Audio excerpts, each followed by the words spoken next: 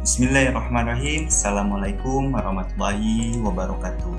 Alhamdulillah bertemu lagi bersama Bapak Ihsan Fauzi. Kali ini kita akan pelajari pelajaran Akidah Akhlak kelas 6, pembelajaran ketiga, materi tentang iman kepada qada dan qadar. Sebelumnya, apa kabarnya hari ini anak-anak? Alhamdulillah luar biasa, Allahu Akbar. Semoga semua dalam keadaan sehat dan semangat untuk menjalani aktivitas dan selalu bersemangat untuk belajar, menuntut ilmu. Baik, sebelum belajar dan kepada materi yang selanjutnya, alangkah baiknya kita membaca basmalah bersama-sama. Bismillahirrahmanirrahim. Baik anak-anakku, sekarang kita akan ke pembahasan pertama, yaitu iman kepada qada dan qadar adalah rukun iman yang yang ke-6. Qada yang artinya secara bahasa pemutusan, hukum, perintah, pemberitaan. Qada adalah pengetahuan yang lampau yang telah ditetapkan oleh Allah pada zaman ajali. Sedangkan qadar secara bahasa berarti kata qadar, yuqadaru, takdiran, yang berarti penentuan. Nah, qadar adalah terjadinya suatu ciptaan yang sesuai dengan penetapan qada. Jadi, qada dan qadar merupakan dua hal yang saling berkaitan. Satu sama lain tidak mungkin terpisahkan karena salah satu di antara keduanya merupakan asas atau fondasi dari bangunan yang lain. Qada dan qadar disebut dengan takdir Allah. Kita wajib beriman pada takdir Allah, sebab beriman kepada takdir termasuk rukun iman yang ke-6.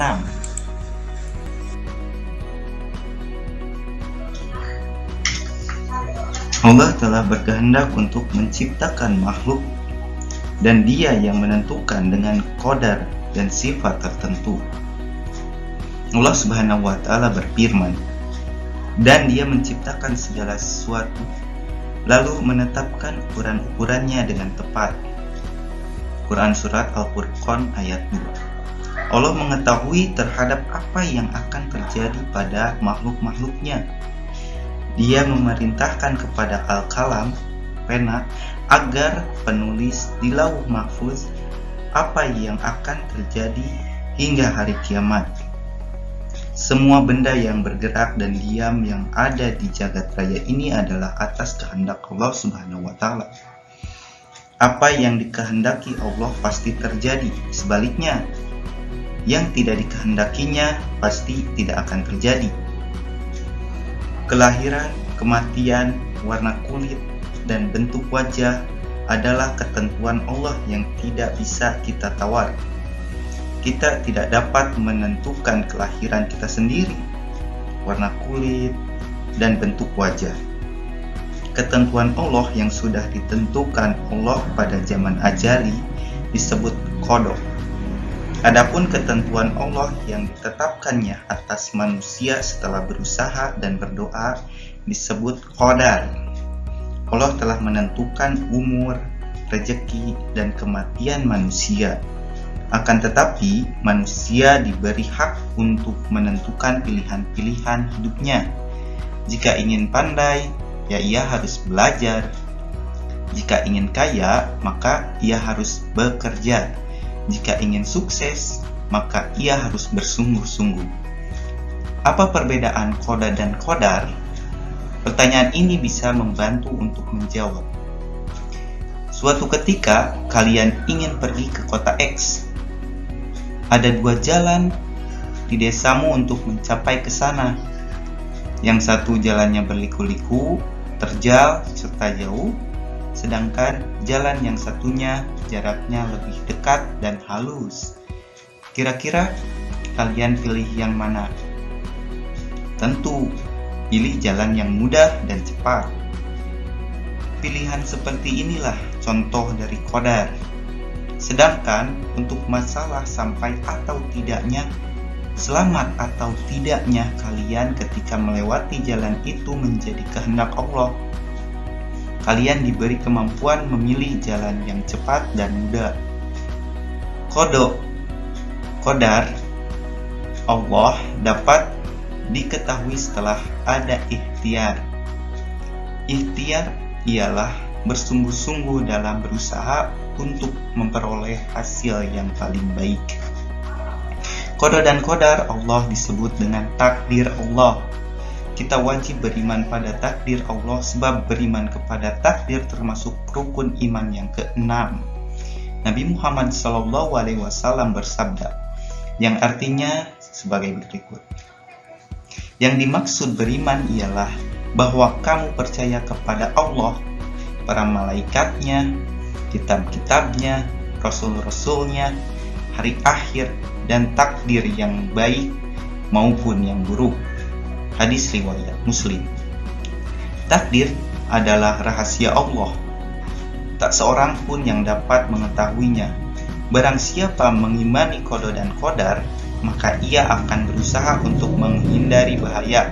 Misalnya, ia menepati keharusan makan untuk menghindari bahaya sakit, melakukan kerja dan mencari rezeki untuk menghindari kemiskinan dan kelaparan.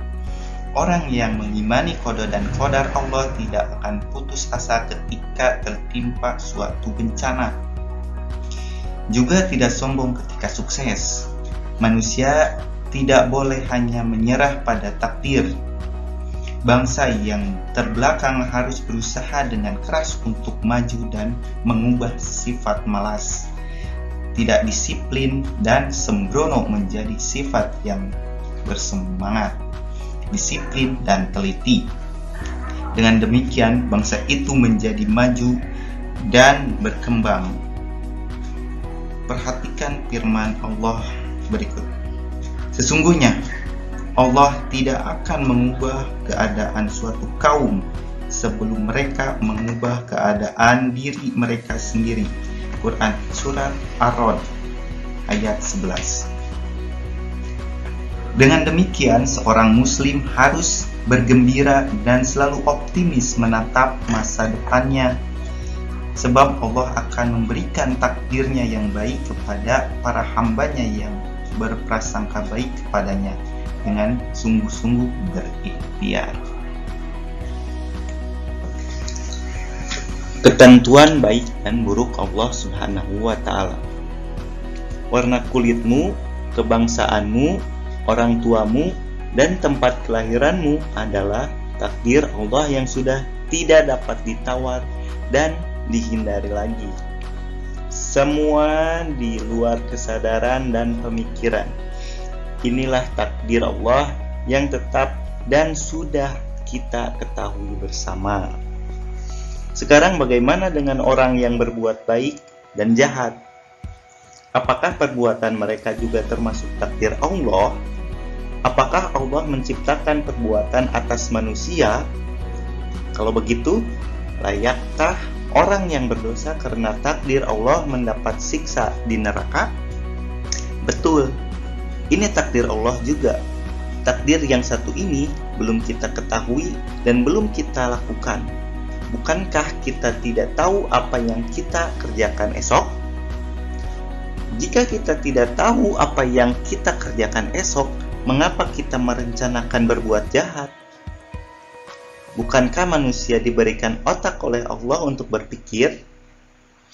Nah, dengan otaknya, manusia dapat memilih untuk mengerjakan perbuatan yang baik dan menghindari yang jahat.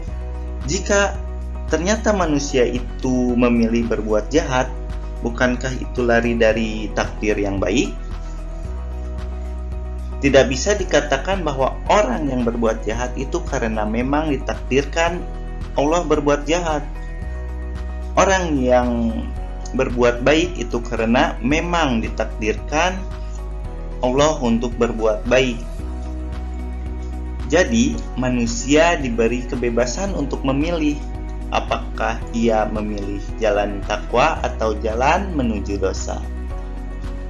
Allah lah yang mentakdirkan manusia untuk mendapat melakukan sesuatu perbuatan.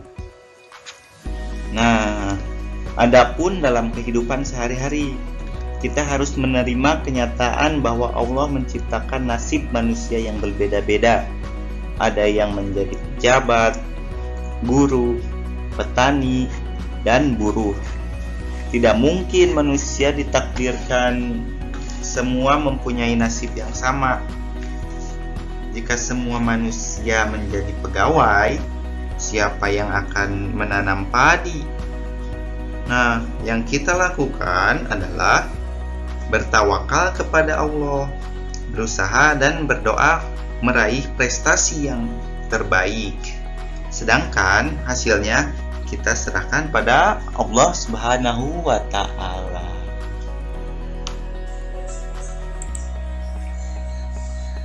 Pengaruh beriman kepada qada dan qadar dalam kehidupan sehari-hari.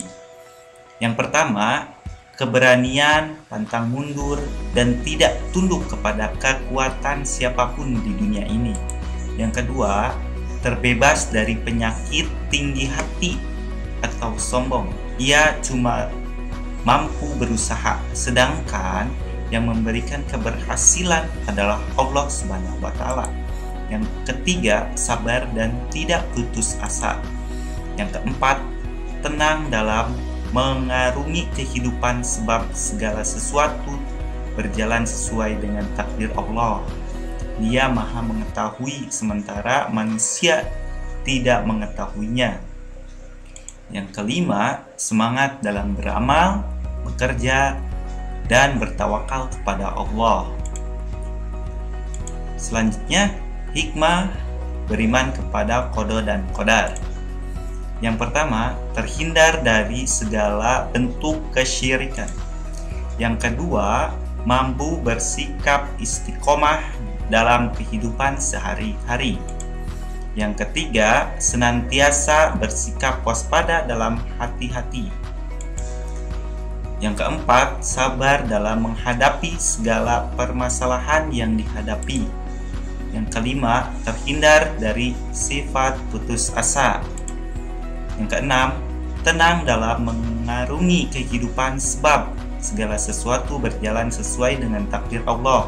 Dia Maha mengetahui, sementara manusia tidak mengetahuinya. Yang ketujuh, semangat dalam beramal, bekerja, dan tawakal kepada Allah. Baik, terima kasih atas perhatiannya. Bapak ucapkan Assalamualaikum warahmatullahi wabarakatuh.